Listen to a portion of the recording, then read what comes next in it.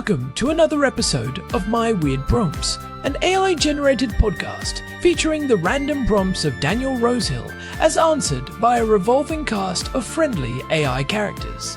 Join us for deep dives into AI, technology, and whatever other random thing Daniel finds fascinating today.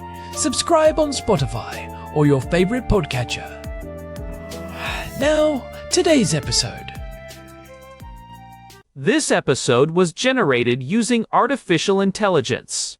Please verify facts. Hey, Herman and Corn. So I feel like we've talked about the topic of preparedness to the fullest extent possible in this podcast.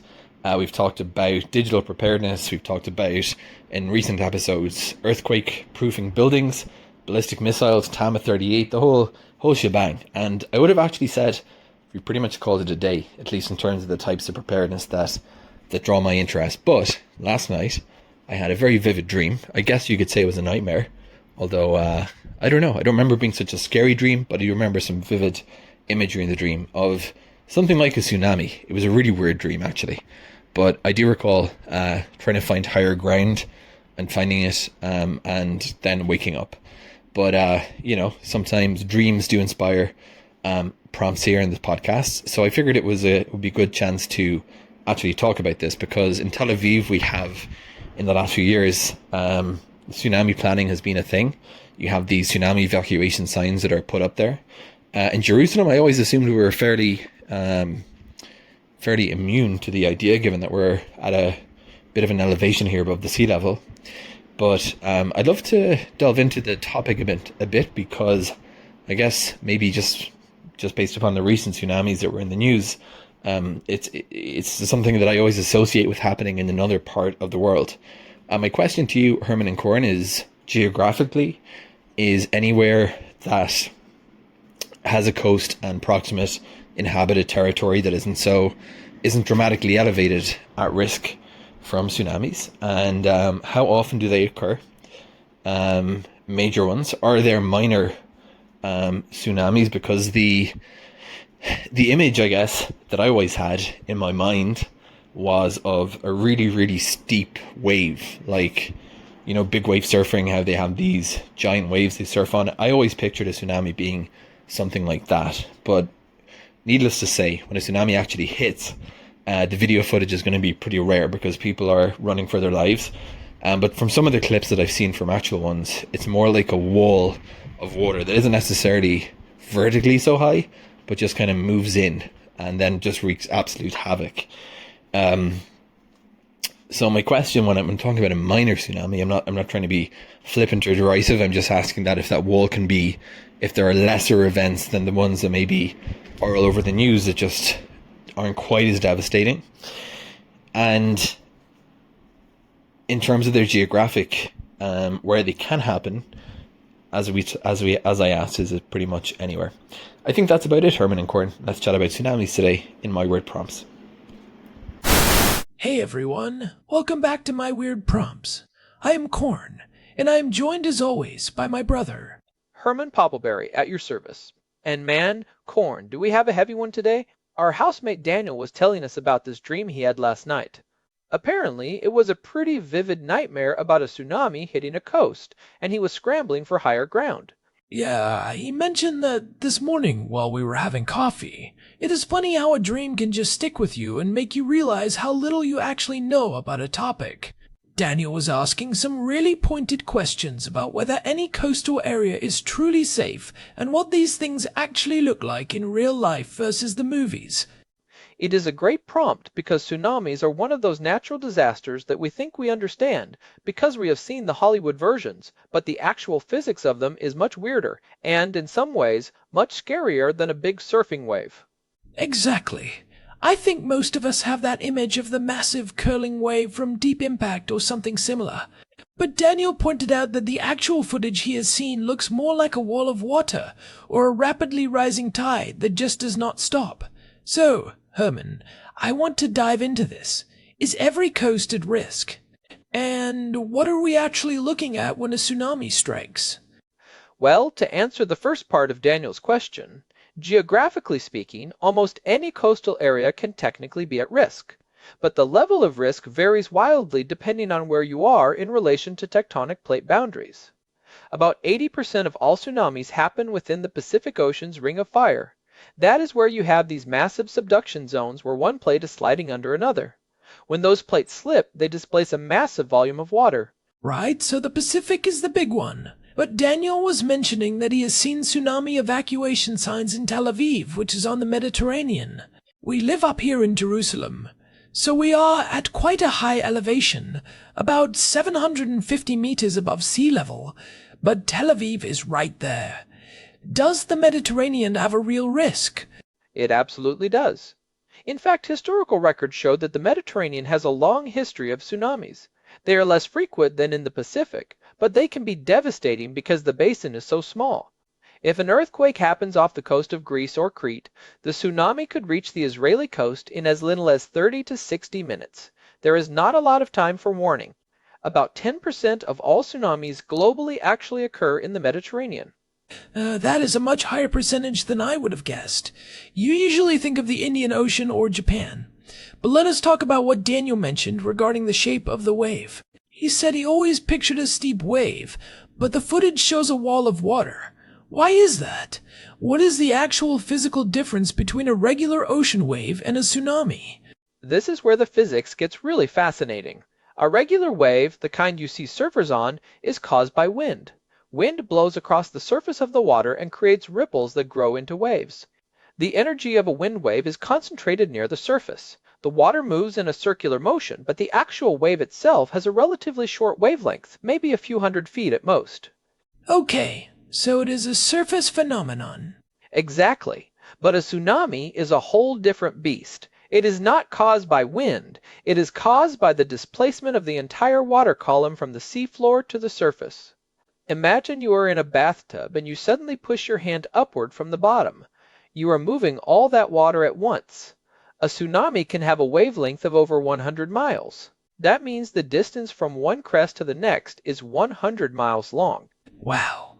So, when that hits the coast, it is not just a single wave that breaks and then recedes. Precisely.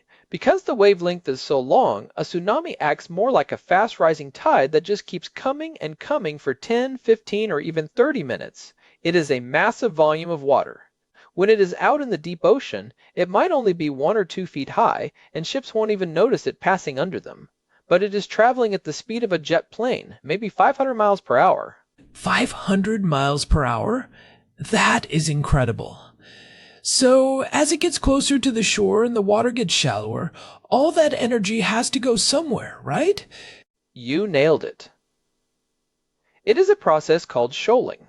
As the front of the wave hits the shallow water of the continental shelf, it slows down significantly, maybe down to 30 or 40 miles per hour.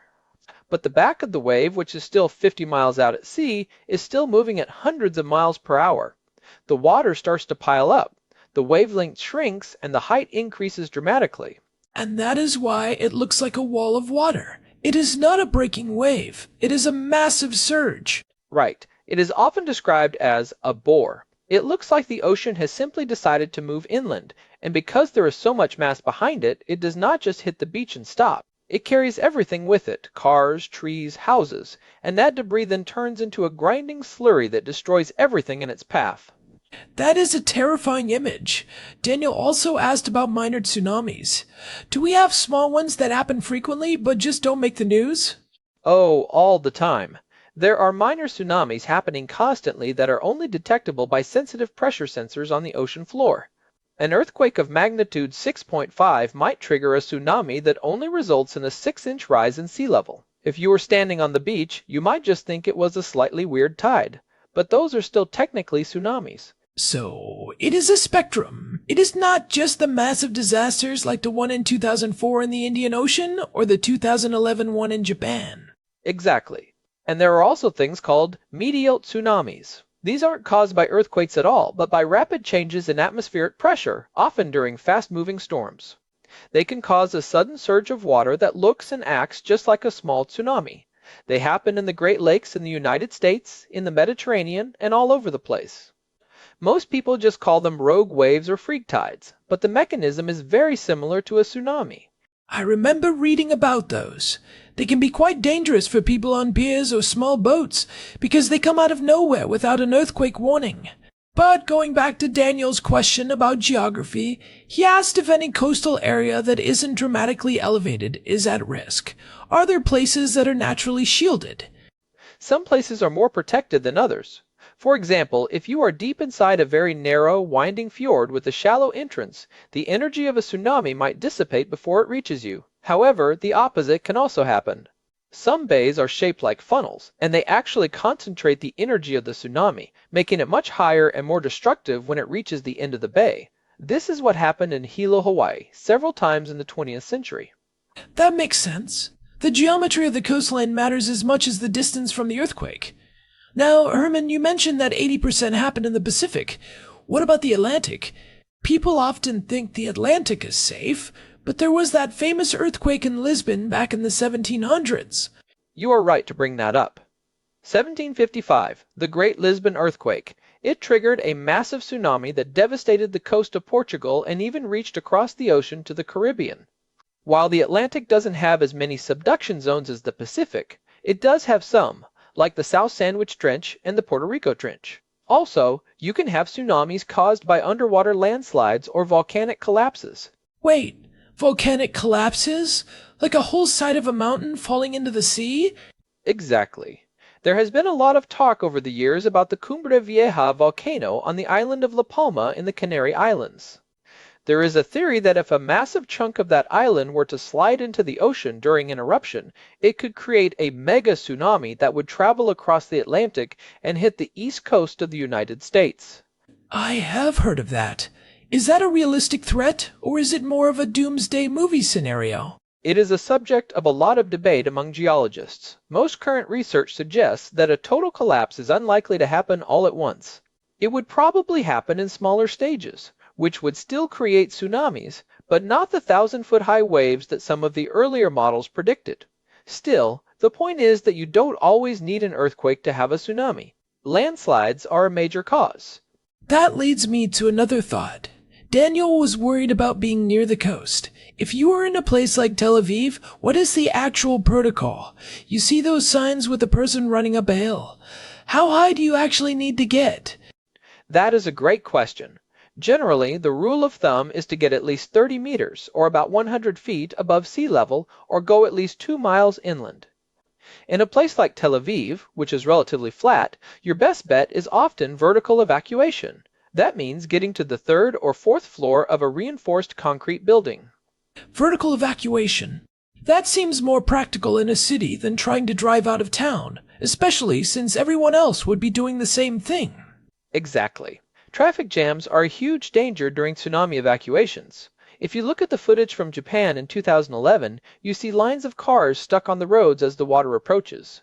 If you are in a sturdy, modern building, going up is often much safer than trying to outrun it in a car. You know, it is interesting that Daniel had this dream while we are living in Jerusalem. I mean, we are safe here, but it makes you think about the vulnerability of modern civilization. So much of our infrastructure, our power plants, our fiber optic cables, our ports, they are all at sea level. It is incredibly vulnerable. Think about the Fukushima Daiichi nuclear disaster. That wasn't caused by the earthquake itself. The plant actually survived the shaking quite well. It was the tsunami that overtopped the seawall and flooded the backup generators. Without power to cool the reactors, they had a meltdown. That is a perfect example of a second-order effect. It wasn't just the water, it was what the water did to the technology we rely on. That is a chilling point. We build these systems assuming a certain level of stability, but nature can just reset the board in an instant. Herman, how do we monitor these things now? I know we have better systems than we did in 2004. We have made massive strides. The gold standard now is the DART system, which stands for Deep Ocean Assessment and Reporting of Tsunamis. These are buoys anchored to the seafloor with incredibly sensitive pressure sensors. They can detect a change in water level of less than a millimeter in the deep ocean. When they detect a tsunami pulse, they beam that data to a satellite, which sends it to warning centers in Hawaii and Alaska. A millimeter? That is incredible sensitivity for something sitting at the bottom of the ocean. It really is. It allows scientists to model exactly how the tsunami will propagate and which coastal areas will be hit and when. In 2004, there was almost no warning system in the Indian Ocean. Today, there are sensors all over that basin. It doesn't stop the wave, but it gives people those precious minutes or hours to get to high ground. It is amazing how much of our safety depends on these invisible networks of sensors. But even with all that tech, there is still the human element. People have to know what to do when the siren goes off. And that is the hardest part. Education is key. One of the most important natural warning signs is the sea receding. If you are at the beach and you suddenly see the water pull back way further than a normal tide, exposing fish and coral that are usually underwater, you do not go out to look at it. You run. Right, because that is the trough of the wave arriving before the crest. It is literally sucking the water away to build up that wall we talked about. Exactly. In the 2004 tsunami, many people were killed because they were curious and went out onto the newly exposed seabed. They didn't realize that the water would come back with a vengeance in just a few minutes. It is a counterintuitive thing. You see something amazing and you want to investigate, but in that case, curiosity is literally fatal. Herman, you mentioned the frequency earlier. Major tsunamis, the ones that cause thousands of deaths. How often do those actually happen on a global scale? On average, a major destructive tsunami happens about twice a decade, but they tend to come in clusters because seismic activity can be cyclical. We had a very quiet period for a while, and then the early 2000s were incredibly active. It is hard to predict exactly when the next big one will hit, but we know the locations that are most likely. The Cascadia subduction zone off the coast of the Pacific Northwest in the United States and Canada is one that geologists are very worried about. It hasn't had a major rupture since the year 1700, and it is way overdue. The Cascadia one is the stuff of nightmares. I have read that it could produce an earthquake of magnitude 9.0 or higher. That would send a tsunami into Seattle, Portland, and Vancouver. And the coastal towns would have almost no time. We are talking about 15 to 20 minutes of warning. That is why they are building these massive vertical evacuation structures in places like Ocosta, Washington. They are literally reinforced platforms on top of schools where the whole community can go. It is a strange way to live, always having one eye on the horizon. But I suppose it is no different than living in a tornado alley or near a fault line. It is just about understanding the risk and being prepared. Precisely. And that brings us back to Daniel's dream. It is a healthy kind of fear in a way. It makes you realize that the world is a dynamic, sometimes violent place, and we are just guests on these tectonic plates. Well, I think we have thoroughly explored the anatomy of a tsunami, from the physics of the water column to the dangers of the Mediterranean, and the importance of vertical evacuation. It is definitely not just a big wave. Not at all. It is more like the entire ocean moving on to the land. It is a powerful reminder of why we need to respect the sea. Absolutely. And you know, speaking of the sea, I was thinking about some of the other things Daniel mentioned. He was curious if there are any places that are truly safe. I mean, if you were on a small island in the middle of the ocean, is a tsunami actually less dangerous than if you were on a continental coast? That is an interesting nuance. If the island is very steep and has deep water all around it, the tsunami might not shoal as much.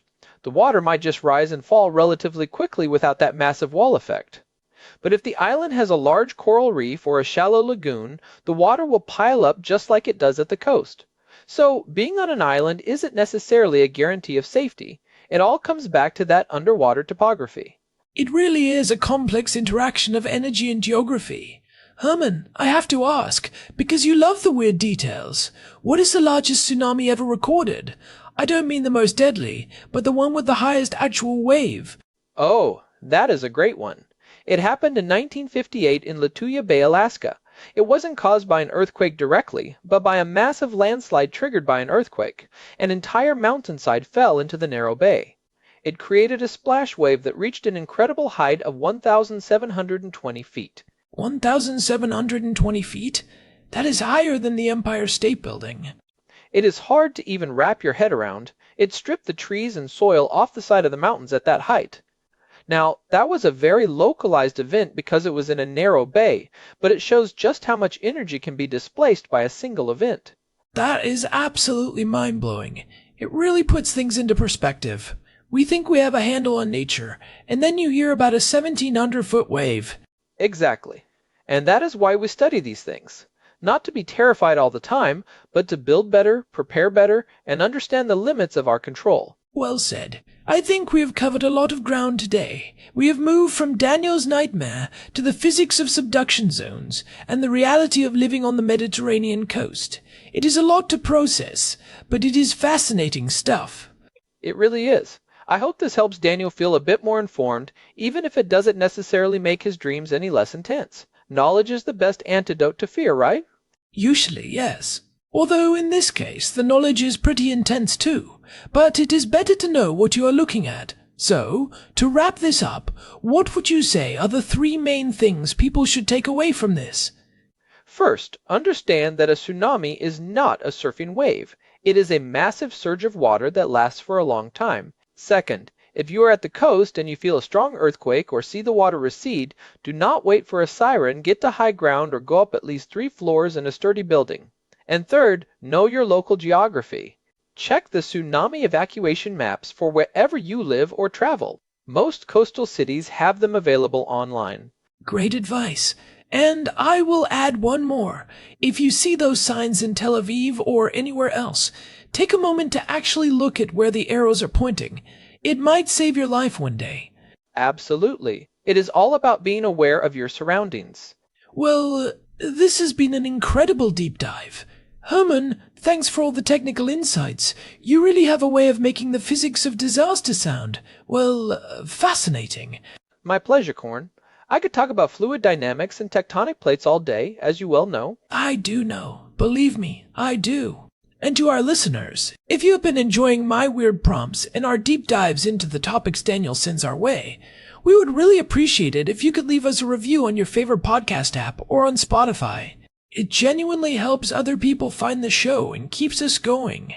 Yeah, it really does make a difference. We love seeing the feedback and knowing that people are getting something out of these conversations. For sure. You can find all of our past episodes, including our discussions on earthquake proofing and digital preparedness, at our website, myweirdprompts.com. We have an RSS feed there too if you want to subscribe directly. And if you have a weird prompt of your own, something that has been keeping you up at night, or just a topic you want us to tear apart, you can find a contact form on the website as well. We would love to hear from you. Definitely. We are always looking for new rabbit holes to go down. Well, I think that is it for today's episode. Thanks for listening, everyone. This has been My Weird Prompts. Stay safe out there, and we will talk to you in the next one. Goodbye. Bye. This episode was generated using Gemini Flash 3. Text-to-speech engine was Chatterbox Turbo.